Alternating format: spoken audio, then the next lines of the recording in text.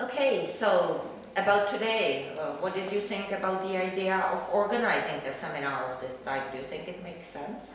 I think it does make sense from my experience in the classrooms here and seeing what the other teachers are doing. I think that students are allowed to see too much information and copy too much information, and so I think that there is a need for it, and I think the teachers who came realize that there's a need, and I think that there are a lot of teachers out there that don't even know that there is a need, but I believe there is, just based on what I see in the classroom. I think it was interesting for them to hear your comparative view, and I really enjoyed the part when you were talking a bit more about quoting the sources. I think that when they are all the time talking about problems with students who copy things from internet, they still don't think about telling them how to use quoting internet, how to use the sources properly. I think that was great. Do always US teachers teach that at school? They have to teach it because, at least, I don't know across the US, in my state, in Washington, you have to do what's called a culminating project in order to graduate, and it has to have a research component. The research component is a scholarly paper, a research paper, and you have to have your bibliography in exactly the format that I was showing. They encourage you to use this website, and they have a specific way they want all quoted information, and if it's suspected that you have one sentence that doesn't sound like it's your own writing, you do not graduate. I mean, you don't pass, or you'll get your paper back, and they'll say, we don't think, you know, you wrote this, you have to modify it, you must cite your sources of information.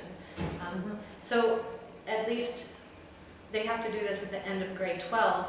So I think at least at high school, where we work on this project with the students, we start at grade 9 on how to do research and cite your sources of information.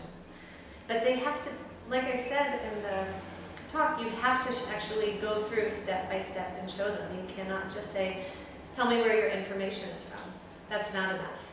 You have to show them.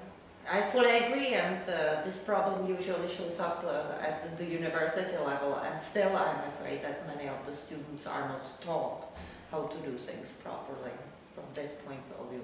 Well, I found the seminar certainly very interesting.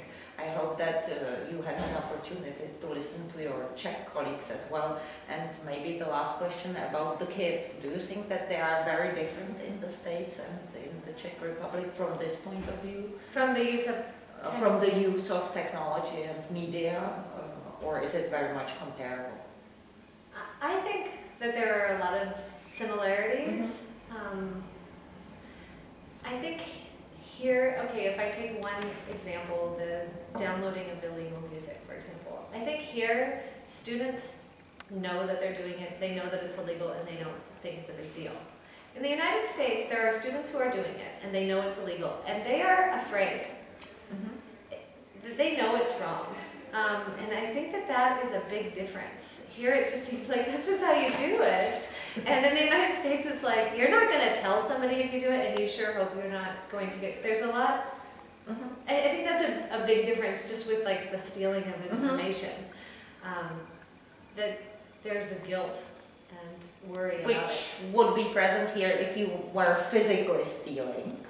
Yes. You wouldn't tell your friends you were doing that. Right. But if you are stealing from the internet, you are proud that you are so good to do that.